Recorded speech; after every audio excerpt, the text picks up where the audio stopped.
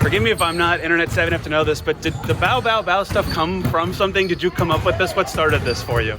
Bow, bow, bow is just the energy, okay? That's just the energy, and you bow, bow, bow, and I really just run with it. Is the shoulder pop a required part of it? No, it is now. So I've added it, absolutely. Have you felt like it's helped you with energy? You've doing it a couple times every game now? I think it's just good vibes. I mean, when people hear it, they like smile, and then they try to get a little shoulder action in too, so it's pretty nice. Your playmaking the last game, and really the last couple, has looked a little more improved. What have you kind of attributed that to?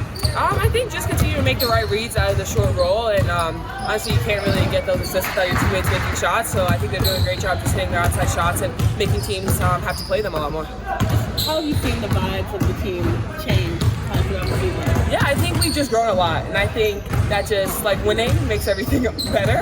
I think just being able to continue to build that chemistry up. We've won some really big games. We're in a good spot right now during our season, so I think we're just excited to get on the court and play again. Saw you were with Dawn earlier in the week. Yeah. I was just wondering the story behind that visit and how that went. Yeah, I went to South Carolina, had to do some stuff, and so I made a little pit stop. Coach Daly, I surprised the entire staff and some of the girls, and so it was really nice because South Carolina is always home.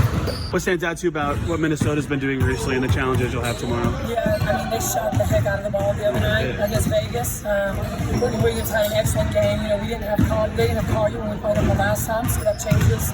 You know, some of the things they did against us last time, we just have to be ready for it. But, you know, she's a great player. She's gonna, get hers. You just have to make sure someone else is Courtney Williams is also good. We got to make sure we keep her in check. What's it like mentally to have a long break, then play 2 quick games, and have to sit again for a week? I mean, is that Yeah, it's challenging. I wish we would have played, already. But that's okay because we were able to get some good practice in from a really good Minnesota team. Just want to keep that momentum. That's all I keep talking about this whole week. It's just use that as momentum, knowing that we still have a lot of work to do.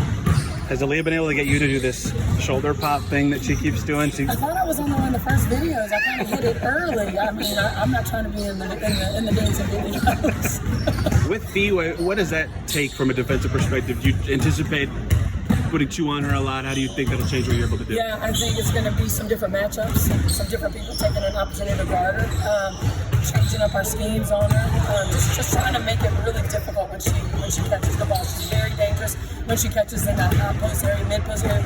She has that little fade to the middle, and she gets to the middle and fades on you. It's really tough. So just trying to change it up for her, make her catch it when she's not as comfortable. Aliyah's passing and playmaking, she just talked about some of her short roll improvements. How have you seen that improve for her, and what kind of was a catalyst in changing how she approaches that part of her game? Yeah, last year when she got here, I was really, I think we were all really impressed with her ability to pass the basketball. It's just gotten better now, with Caitlin handling and them two in pick and rolls, with the amount of, the attention that those guys that take on from everybody else. Amy's done a great job of seeing the open. We do also do a great job of showing these guys how teams are going to play them, where those opportunities are going to be, and where they're going to be. Aliyah always seems to be a positive person. How does her positivity, personality just affect the team? Oh gosh, I mean, from the time she's stepped foot here with us, I mean, she's just a solid presence, a great leader, always positive, wants to win more than anything. And I mean, those are the kind of players that we want here across the field. There's been lots of talks about the cohesion of the team in these last 2 games. How do you think that you've grown as a head coach from the beginning of the season to now, especially because you and your staff had time over the break to come together on film and stuff like that?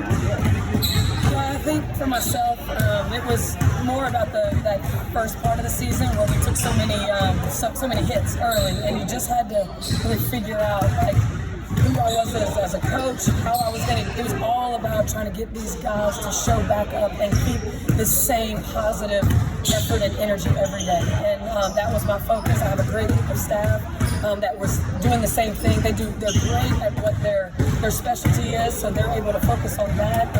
But yeah, also being able to spend time with my staff, not in a gym, off the court, outside of the office. It's just good for just the chemistry of everybody.